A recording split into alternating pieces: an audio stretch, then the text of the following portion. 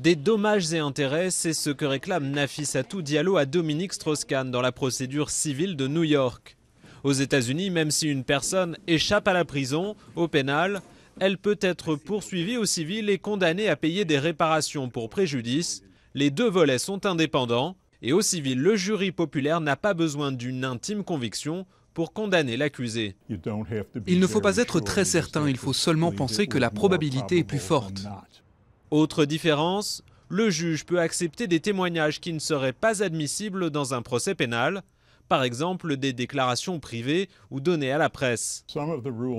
Certaines règles de présentation des preuves sont différentes au civil, elles sont plus souples qu'au pénal où la liberté d'une personne est en jeu. Enfin, il y a la question du jury.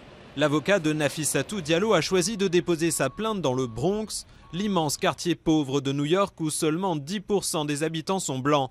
Le juge Douglas McKeon a lui-même passé sa vie dans le Bronx.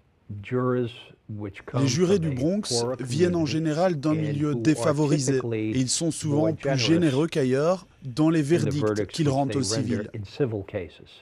Les jurés pourraient accorder plusieurs millions d'euros à Nafissatou Diallo.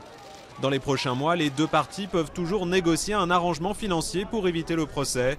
Une option pour l'instant exclue par les avocats de DSK qui espèrent faire jouer le bouclier de l'immunité diplomatique.